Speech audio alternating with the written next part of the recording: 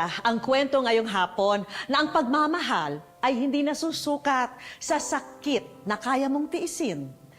Hindi kahinaan ang lumaya at lumaban dahil ang tunay na pagmamahal hindi ka dadalhin sa kapahamakan. Mga kapuso, ngayong Sabado, may espesyal na karakter kaming isinama sa ating kwento. Siya po ang ating mystery wisher. Ang kwento ng kanyang buhay ay may hawig o pagkakatulad sa napanood yung kwento.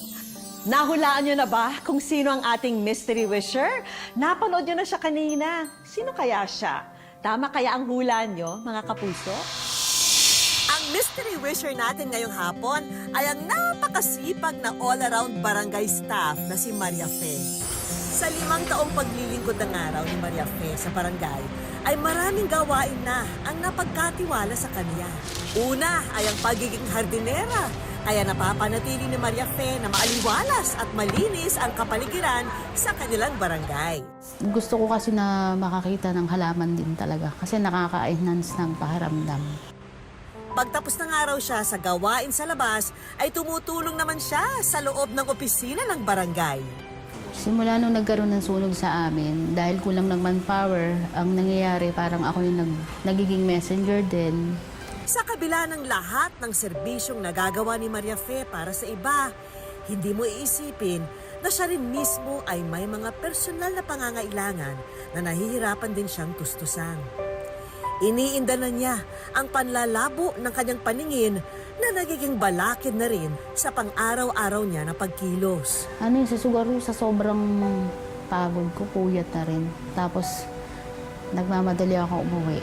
Hindi ko siya napansin, yung truck sa likuran ko. Hindi niya ako nakita kasi malaki siya. Sa labo ng paningin ko talaga. Subalit kahit anumang pagsubok ang dumating, ay laban lamang daw si Maria Fe. Ito ay dahil sa kanyang mga anak na kinakailangan pa siya. Lalo na at byuda na siya dahil pumanaw na ang kanyang asawa sa ng atake sa puso. Yung 2 anak ko na lang po, isang PWD na 24 years old. Tapos yung bunso ko na nag-aaral sa Don Bosco ng vocational course. Matinding hamon ng araw kay Maria Fe ang sitwasyon ng kanyang anak na si James.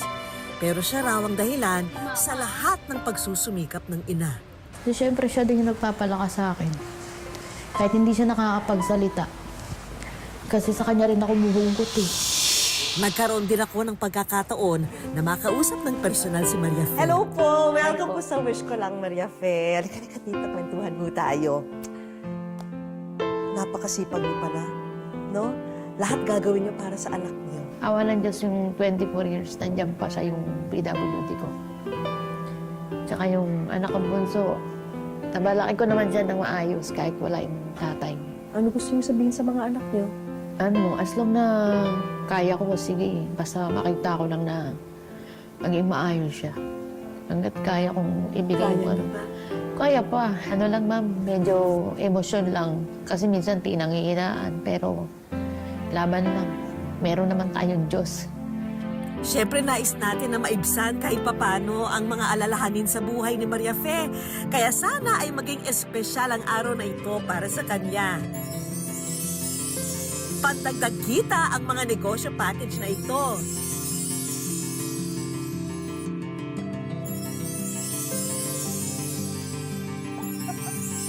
May mga gamit din sa bahay para mas maging komportable kayong mag-iina.